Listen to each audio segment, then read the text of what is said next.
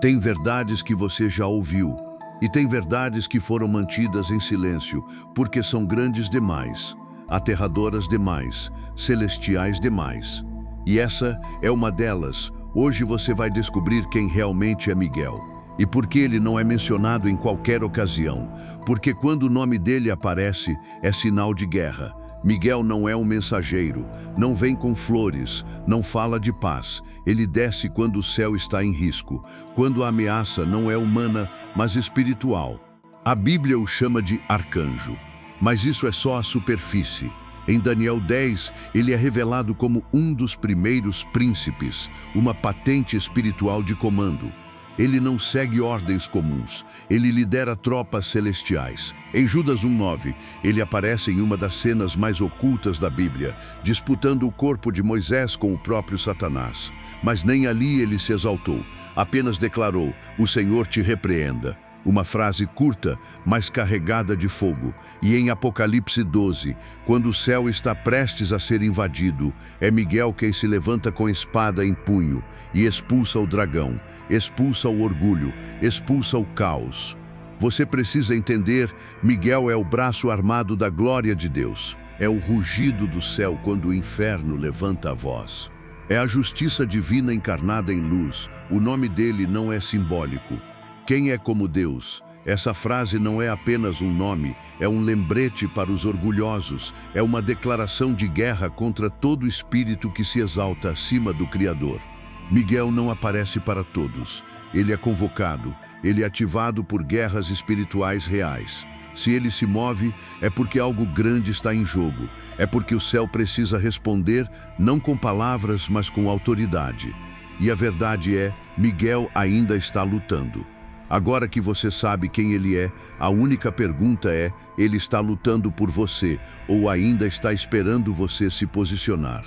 Agora você vai entender o que provocou a maior guerra da criação. E por que Miguel foi a última barreira entre o céu e a escuridão eterna. Antes da terra, antes do tempo, antes da queda do homem, houve outra queda, muito maior, muito mais destrutiva. Foi a primeira rebelião da criação.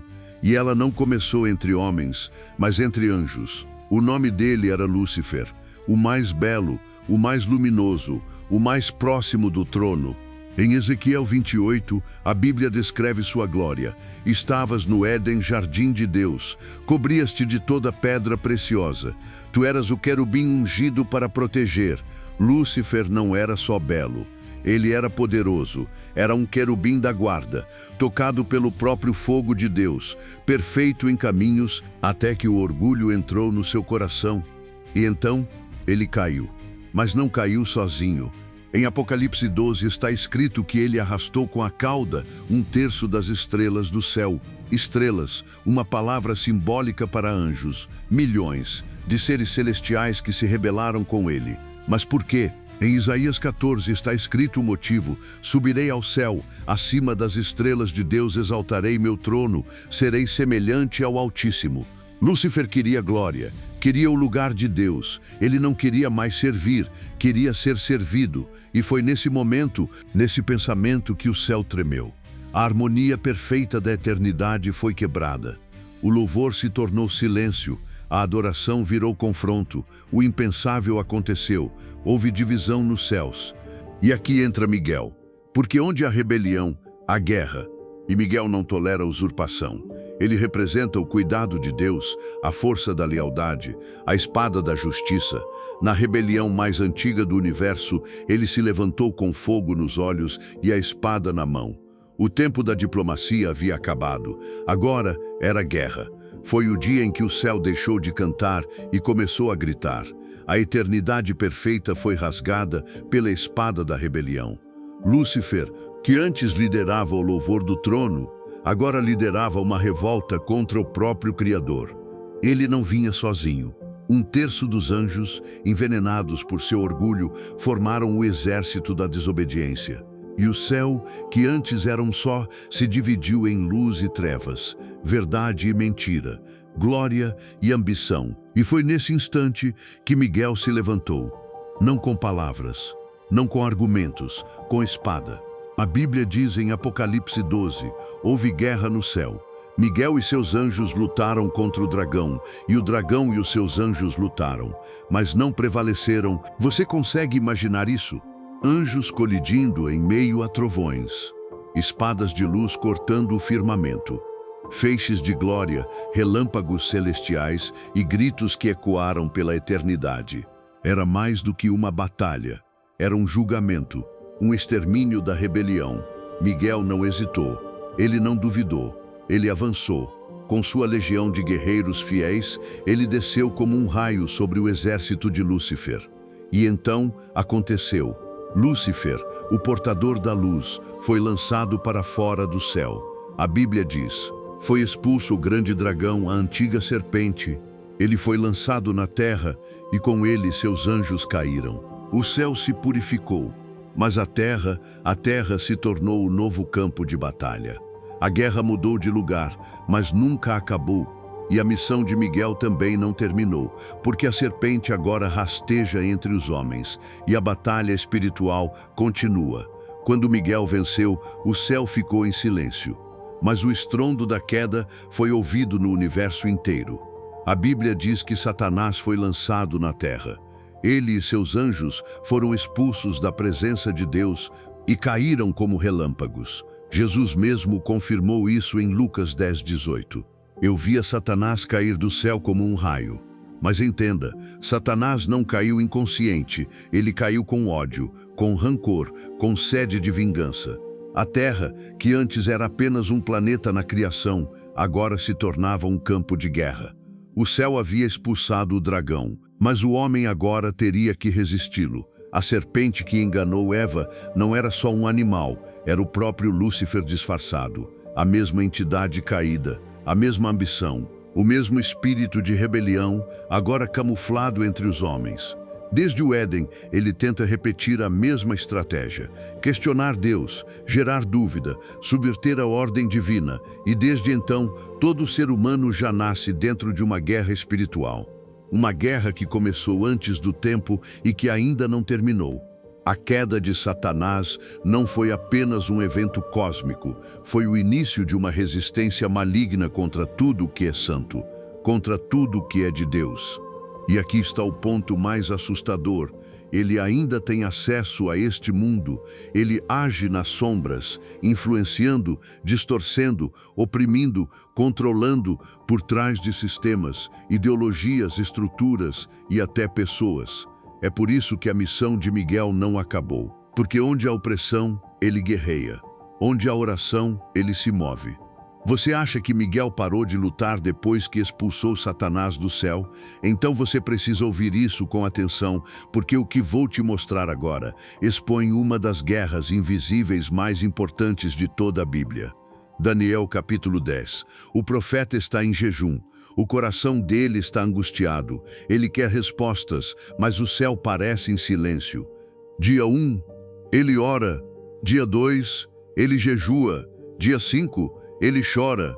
Dia 10, ele cai de joelhos. Dia 20, nenhuma resposta, mas o que Daniel não sabia é que desde o primeiro dia, o céu já havia enviado um anjo com a resposta. Só que o anjo foi impedido, travado por um inimigo invisível, um espírito de altíssima autoridade maligna. A Bíblia o chama de príncipe da Pérsia, mas isso não era um homem, era um principado demoníaco que dominava uma região inteira. Uma entidade territorial que lutava para manter as respostas de Deus longe do povo.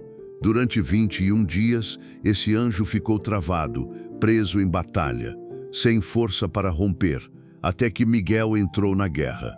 O general do céu, a espada da fidelidade, a força que os principados temem. O anjo disse a Daniel: desde o primeiro dia tua oração foi ouvida, mas fui impedido pelo príncipe da Pérsia, até que Miguel, um dos primeiros príncipes, veio me ajudar. Você entende o que isso significa? Nem sempre a resposta está atrasada. Às vezes, ela está presa, bloqueada. E Miguel é o destravador de promessas paralisadas no mundo espiritual. Agora ouça com temor. Se até um anjo enviado por Deus precisou da ajuda de Miguel, o que te faz pensar que você pode vencer sozinho? A missão de Miguel não terminou. Ele continua lutando por aqueles que não desistem, por quem jejua, por quem resiste, por quem entende que oração não é um ritual, é um chamado à guerra. Miguel não atende religiosidade, ele atende clamor real. Ele responde ao grito dos que não aceitam viver o resto da vida sob domínio invisível.